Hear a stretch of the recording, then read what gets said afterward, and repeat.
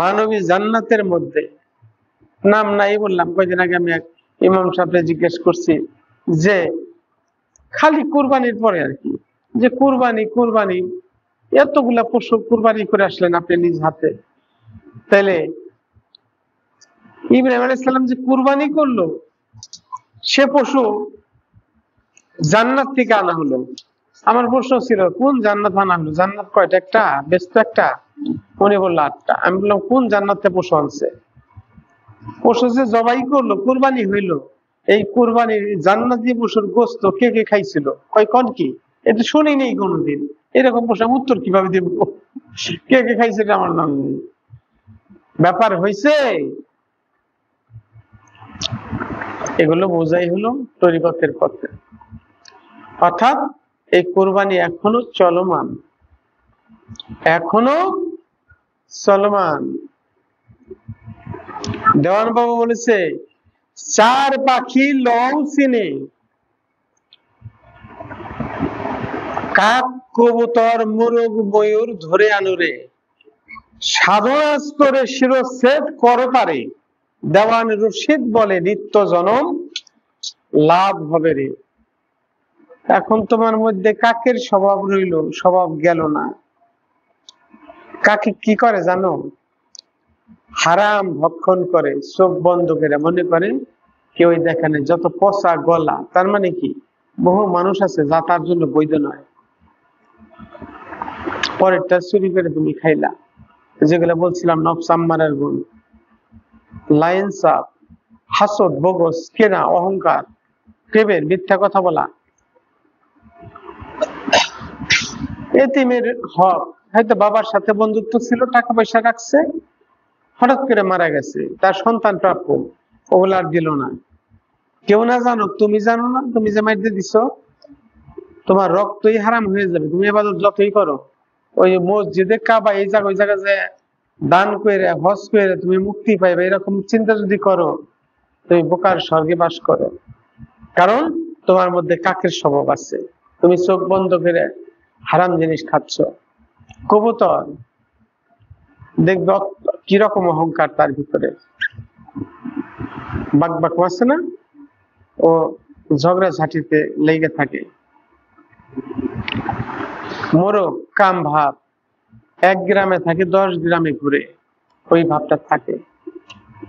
ময়ূর এতটুকু পাখি হুইলা পেকম ধরে বিশাল বড় হয়। এই ময়ূর কি সেমের পীর এখন বর্তমানে বেশি জাগো কথা কইতেছি, জানে না কিচ্ছু, তেমন বলা দরকার ছিল না, বলি না আমি কখনো, কিন্তু দুঃখের সাথে বলছি যেই পীর এগুলো করতেছে ইন্টারনেটে তাদের বিশাল প্রচার নিয়ে একবারে এমন দেখি ওই পিসাবের উপরে বসে। আমার বাংলাদেশে অনেক পিসাবি নিচের মধ্যে বসেছে, মানে না জানি কি আর বিশাল পিসাব হয়ে গেছে।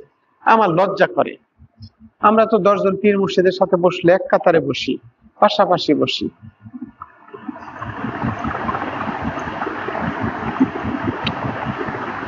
এক ফুটটা পাখি পেখম খোলে বিশাল বড় হয়েছে।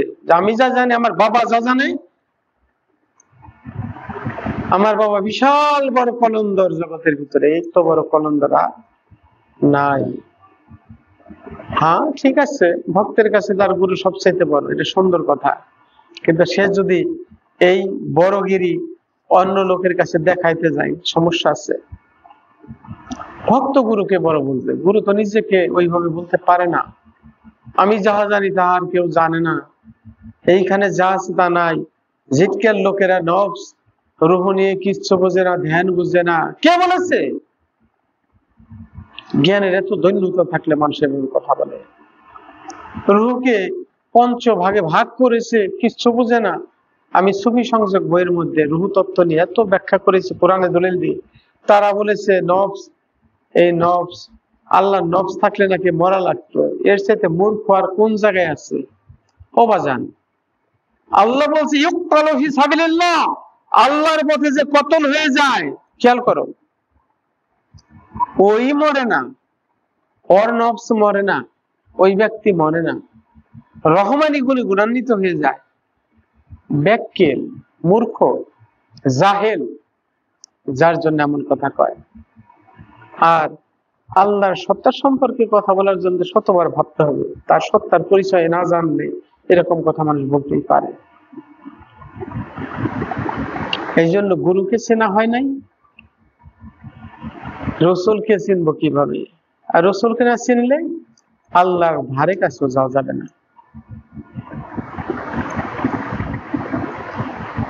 এই জন্য বাজানরা,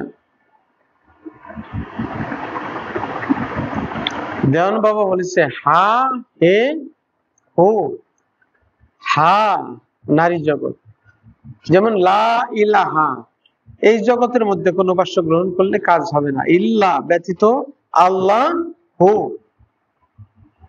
হু শব্দের বচন হলো পুরুষ বচন।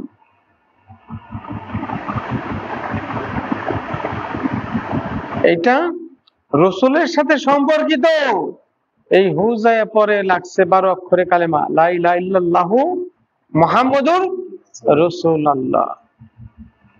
এই মুহাম্মদ রাসূল আল্লাহ, এই রিসালাতি শক্তি কিভাবে এই হু এর সাথে সম্পর্ক রাখে, যে বলে লা ইলাহা ইল্লাল্লাহু, যে এগুলো নিয়ে এখন আমি কথা বলবো না। আমি যেটা বলতেছিলাম, আল্লাহর পরিচয় পাইতে হলে আমার দেহের মধ্যে আগে খুঁজতে হবে। ওয়াফিল আরদে, আর্দ মানে অনেকে বলছে পৃথিবী, কুরআন কি খালি পৃথিবী নামক গ্রহটার জন্য? আর্দ মানে বস্তু জগৎ, আর সাওয়াত মানে হলো শক্তি জগৎ, জ্ঞানের জগৎ। এই শক্তি জগৎ বস্তু জগতের চাইতে বেশি, যদিও ধরা যায় না, মাপা যায় না, পরিমাপ করা যায় না, কিন্তু শক্তি জগতের পরিমাণ বস্তু জগতের চাইতে বিশাল, যেগুলো সম্পর্কে মানুষের ধারণা খুবই কম। এই জন্য বাজান আমি বলতে চাই, ফিতনা ফাসাদে ভরে গেছে, একটা পীর আর একটা পীরে বদনাম করতেছে। বর্তমান জামানায় মানে এমন একটা অবস্থা হয়েছে ইন্টারনেটের মাধ্যমে। হ্যাঁ, ইন্টারনেট একটা আধুনিক যুগের তথ্য প্রযুক্তি, এটাকে ব্যবহার করা দোষের কিছু নয়, কিন্তু এটা শালীনতার সাথে ব্যবহার করা উচিত। তোমরা রেকর্ড করো, ছাড়ো, অনেক সময় আমিও দ্বিমত পোষণ করি না। মানুষ যদি জানতে পারে, দুইটা কথা শুনতে পারে, যার মনে হয় গ্রহণ করবে, যার মনে হবে না গ্রহণ করবে না।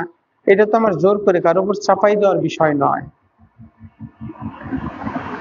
গজল আছে না, অজ্ঞানী যায় জ্ঞানীর কাছে, চৈতন্য জ্ঞান পাওয়ার আসে,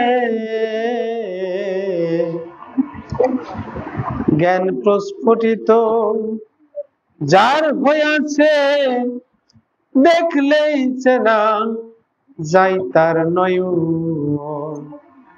দয়াল গুরু বিদে বলো, কে তোমায় করাবে চেতন?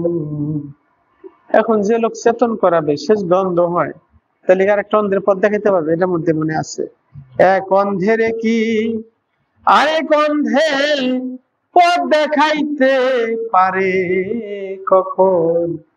দয়াল গুরু বিনে বলো, কে তোমায় করাবে চেতন? বাংলার জমিনের মধ্যে তা সব তত্ত্বে গর্ব করেই বলি, আমার দেওয়ান রশিদ বাবার এই ঘরের মধ্যে এই দেহটাকে 40 খণ্ড করে, রুহু কি, নফস কি, এর মধ্যে নূর জাত কি, এর মধ্যে দিল কি, এই মন কি, কোনটার সাথে কি সম্পর্ক, এর মোকাম কি, কোনটার কি মোকাম, কোনটার কি মঞ্জিল, এবং কোন মঞ্জিলের সাথে পাঞ্জাতনে নবী আলী, ফাতেমা, হাসান, হুসাইন তাদের সম্পর্ক আছে, কোন মঞ্জিল থেকে তথ্য আর এক মঞ্জিলে কোন ফেরেশতায় নিয়ে দেয়। আইনা লেখিনে চোখের মধ্যে আঙ্গুল দিয়ে দেখাইলো দরবার আমার সিটকে শরীফে দেওয়া দরবারে, গঞ্জে তুহির দরবার শরীফ, ঠিক কিনা? এই জন্যে কিচ্ছু বলার নাই, কারণ নিজেদের দরবার নিজেরা এভাবে বলি না। তারপরেও যারা এর বিরুদ্ধে কথা বলতেছে, আমি শুধু তাদের আহ্বান করি, আসুন একটু সংঘ করুন, দেখুন কি আছে, দেখবেন যে এখানে ইলমের কাছে আপনি যা বুঝেছেন সবাই না, অনেক ভালো মানুষ আছে, তাদের প্রতি আমার অজস্র অসংখ্য সম্মান, শ্রদ্ধা, ভালোবাসা। কিন্তু যারা অহংকার নিয়ে এই সমস্ত অলিদের বিরুদ্ধে কথা বলতেছেন, তাদের জন্য আমার এই মেসেজ, আপনি খড়কুটোর মতো একটা সাগরের মধ্যে ভেসে গেলে আপনার চিহ্ন থাকবে না, আপনার এই জ্ঞান হারিয়ে যাবে। সেই দরবারে আমরা কিঞ্চিত গোলামি করার চেষ্টা করেছি। এখান থেকে আল্লাহকে পাওয়ার যে সঠিক সুন্দর পথ, আল্লাহকে পেলে লাভ কি বাজান?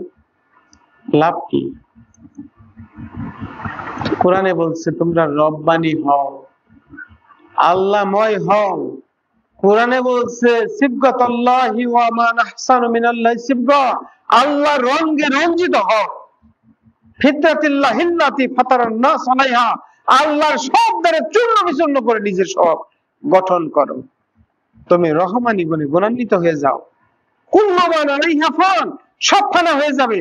ওয়া ইয়াবকা ওয়াজহু রাব্বিকা যুল জালাল ওয়াল ইকরাম, যেই চেহারা প্রভুর চেহারা, জালাল আর কেরামতময় চেহারা, ওই চেহারা ধ্বংস হবে না। এটা আমার কথা না, কোরআনের দলিল। আমি দলিল ছাড়া কথা বলি না। ওই পর্যায়ের ব্যক্তি যে কোনো সৃষ্টির দিকে তাকাইলে আল্লাহর দেখে। আবার কইতে পারেন দলিল কি? সূরা বাকারা আয়াত 115, ওয়ালিল্লাহিল মাশরিকু ওয়াল মাগরিবু ফা আইনামা তুওয়াল্লু ফাসাম্মা ওয়াজহুল্লাহ, ওই ব্যক্তি পূর্ব পশ্চিম যেদিকে তাকায় ফাসাম্মা ওয়াজহুল্লাহ, আল্লাহর চেহারা অন্বেষণ করে। বল আল্লাহু আকবার। এখন ওই ব্যক্তির সাথে একটা বিশেষ ক্যাডারের ব্যক্তির সাথে 1-2 পড়া মানুষ যদি কথা বলে, বিশেষ ক্যাডারের লোক তো তাকে কিছু বলবে না, কিন্তু কিছু কথা বলবে। বলবে কেন? কারণ সম্মান ইজ্জতের জন্য। তার কম, তার বিশেষ ক্যাডারের যে কমটা আছে, ওই কমটাকে সম্মান রক্ষার জন্য একটা ইঙ্গিতে বলবে।